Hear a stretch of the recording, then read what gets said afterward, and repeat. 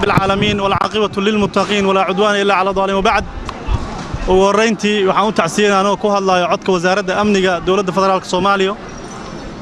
shacabkii kooxda burcadiineedka ah ee qasaaraha u geysteen ku geeriyootay kuwa ku dhaawacmay oo u tacsiinaa waxaan leeyahay Ilaahay subhanahu wa ta'ala hanigu naxariisto kuwii dhaawacmayna waxaan leeyahay jannatul firdaws oo Ilaahay subhanahu wa ta'ala hanigu bishaareeyo gacanka xaq darno dhaalimada oo mufsidada arrada Ilaahay fasaahadinayo ayaa qasaaradaas geystay waxa ku dhimatay toban ruux oo shacab ku dhaawacantay dad shan ruuxna way ku dhaawacmeen shacabka Soomaaliyeed waan ka xunnahay waan ka tiiraansannahay waan dhibsanaynaa shacabkeena maalin walba in qasaaro u geystaan qoladaas burcadiineedka shacabka loo yaqaano maanta oo jeedin meeshaas qof mas'uul ma joogin qof dawladda ka tirsan ma joogin waxa jooga shacabka Soomaaliyeed oo businesskoodii watay ganacsigoodii watay baabuurtooda raaxada watay ayay nimanka ayaga beegsadeen insha Allah ta'ala ciidanka amniga dawladda federaalka Soomaaliya waxa uu inay gacan bira caasimada ku qabteen amnigeeda waxaan ii sheegaa mar qasaaro uu dhici karaa oo cadawga uu meel uu fursad ka heli karaa laakiin waxaan u sheegaa shacabka Soomaaliyeed in amnigoodii dawladda ee ciidanka amniga dawladda ay sugeen waana sii sugi doonaan hadduu Ilaahay raali ka noqdo intaasna waa tabardarrada shabaab maanta ay tabartooda intay gaarsiisan tahay waxaan leeyahay shacabka Soomaaliyeed maanta oo jeedin waxay qasaaraha u geysanayaan waa shacab hal loo arko inay ra'iisul wasaare ama madaxweyne ama taliye ciidan ama taliye inuu maanta ama gudoomiye degmay shabaab ay beegsanayaan shacabka Soomaaliyeed oo ku nool caasimadda Soomaaliya iyo gobolladaba ay beegsanayaan marka shacabka Soomaaliyeed waxaan leeyahay ciidanka loo hiiliyo hal laga hiiliyo cadawgaas kooxda burcadiineedka shacabka loo yaqaan hal laga hiiliyo waxaan leeyahay anoo mar labaad ku hadlaayo codka wasaaradda amniga waan ka dhibsanaynaa shacabka Soomaaliyeed in qasaaro loo geysto in dhigooda baqayr sharci loo banaysto waan isku dhigaynaa xabadda ku socota qaraxa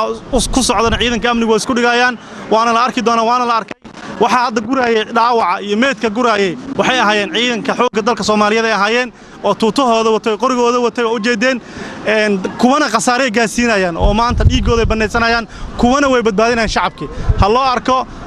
cadow inay yihiin nimanka ayaga hal loo arko inay yihiin kuwa ku soo duula dalkeena hal loo arko hana la iska celiyo ciidan iyo shacab aan iska celino laamaha saraakiisha laamaha amniga si ay igu wargeliyeen waa 10 ruux oo dhaawac ah iyo ilaa ugu yaraan 5 ruux oo shacab ah oo dhimasho ah qarax ayaa la doonayay in lagu weeraro mise gaariga goobta ayuu ku qoray waa la ogyahay targetka wuxuu ahaa shacabka Soomaaliyeed inay nimanka baabiyaan waa in saas loo ogaado ma joogin meesha hadda wadadan ma joogin ra'iisul wasaare madaxweyne ma joogin qof mas'uul oo dawladda title ka hayo shacabka Soomaaliyeed meesha maraya shacabka Soomaaliyeed business ka haystay targetkooda wuxuu ahaa shacabka Soomaaliyeed nimanka ayaga ah mar walbana waxay targetsanaan oo mar walba ay weeraraan meelaha shacabku u joogo wax mas'uuliin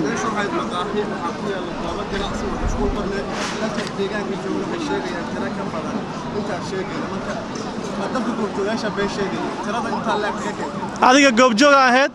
10 ruux oo dhaawac ka badan meeshan lagama qaadin dhimashadana 5 ruux ka badan lagama qaadin marka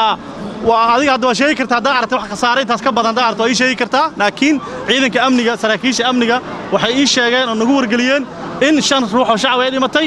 10 ruux oo shacabna ay dhaawacantay